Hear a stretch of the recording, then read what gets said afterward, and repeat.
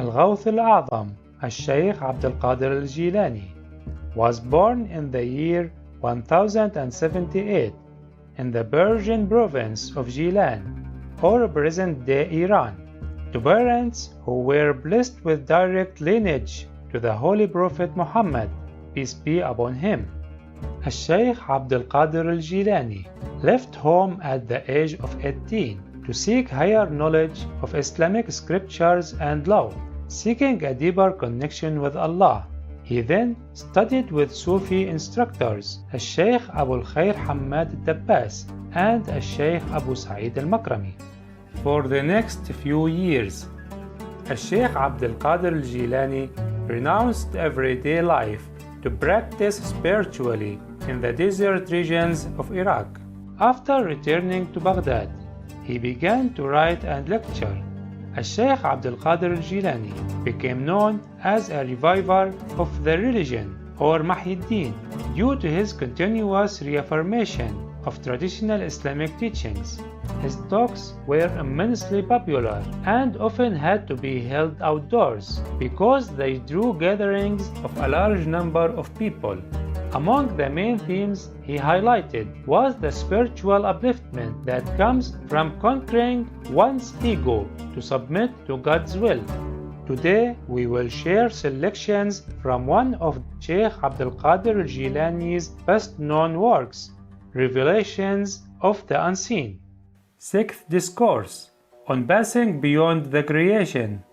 The Shaykh, may Allah be well pleased with him and grant him contentment, said, "Become extinct to all created beings by Allah's leave, to your passionate desire by His command. In Allah put your trust, if you are true believers." 5:23. And to your own will by His action. Exalted is He, then you will be a vessel, fit to receive the knowledge of Allah. Exalted is He. What signifies your being extinct to Allah's creatures is your isolation and detachment from them, and loss of interest in things at their disposal. Extinction to your passionate desire is marked by giving up the habit of striving to acquire worldly means in order to procure benefit and cause harm. You make no movement on your own behalf.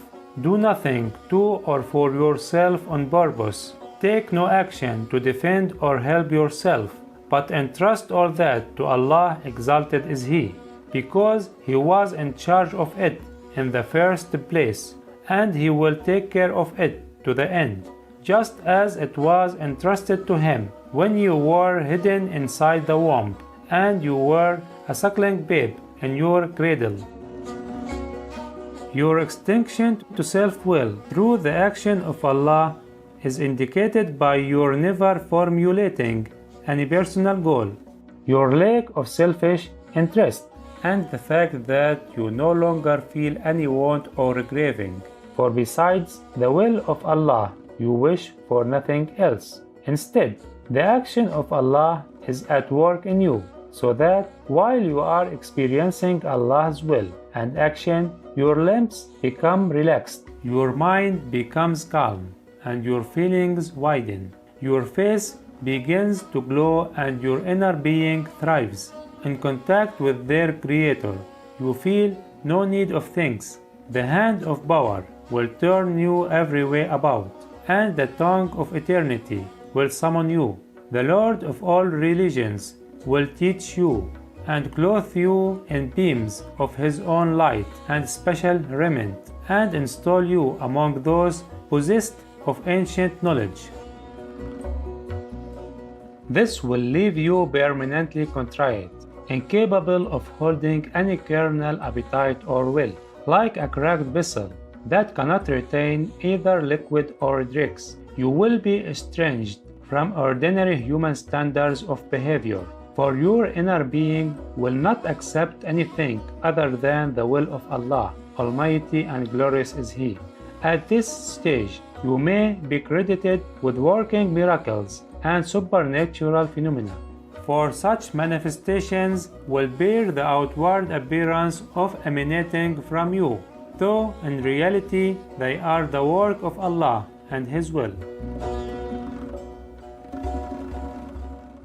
Now you will be admitted to the company of those whose hearts have been shattered, their human willpower broken, and their natural appetites eliminated, and who have then been re-endowed, but with a will sublime, Rabbaniya, pertaining to the Lord. Allah, exalted is He, has said, I'm with those who are broken-hearted on my account. So Allah, exalted is He, will not be with you until you totally disown your desire and your will. When these are broken, and you contain nothing stable or useful, Allah will create you afresh and install in you a new power of will for you to exercise.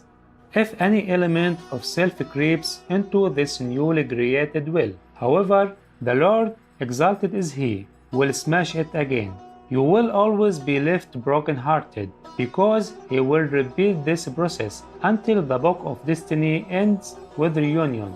This is the meaning of I am with those who are broken-hearted on my account.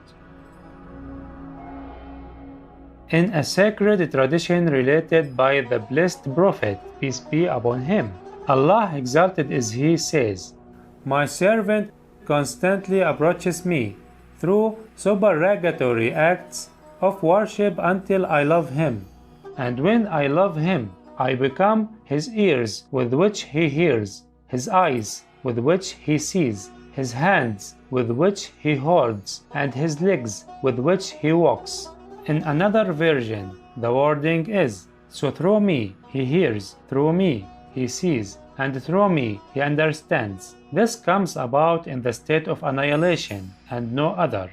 When you become extinct in relation to yourself and to all creatures, the whole creation being good and evil, as you likewise are good and evil, you neither hope for any good nor fear any evil therefrom. Only Allah remains, alone as He ever was. Good and evil are part of Allah's plan, so He will keep you safe from His evil, and will immerse you in the oceans of His good. You will become the receptacle of all that is good, a stronghold for every blessing, happiness, and joy, a beacon of security and peace. Annihilation is therefore the aim and object, the final destination of the journey of the saints. This was the direction sought by all previous saints and Abdal, other beings chosen by Allah, to become extinct to their own will, and let the will of the Almighty and glorious truth take its place as a permanent transformation, lasting until death. That is why they came to be called Abdal. May Allah be well pleased with them all. For these masters, it is sinful to associate the will of the divine truth with their own will, through absent-mindedness, forgetfulness, onset of rapture, or moment of alarm. So Allah, exalted is He, mercifully jolts them with a reminder to be vigilant. They then pull themselves together and ask forgiveness of their Lord. For none but the angels are innocent of self-will. Such innocence has been granted to the angels, while the prophets are immune to passionate desire. As for the rest of creation, whether human beings or jinn, supernatural creatures, they are all held morally accountable and enjoy no immunity. Of course, some of the saints are preserved from passionate desire, and the Abdal from self-will, but in neither case is the immunity complete, since they may be prone to these two weaknesses at times, until Allah, Almighty and glorious is He, overtakes them with His mercy and brings them to their senses. Angelic viewers, we appreciate your kind presence for today's episode of Selections from Revelations of the Unseen by Shaikh Abd al-Qādir al-Jīlānī. Discourses 1 to 6, Part 2 of 2, on Words of Wisdom.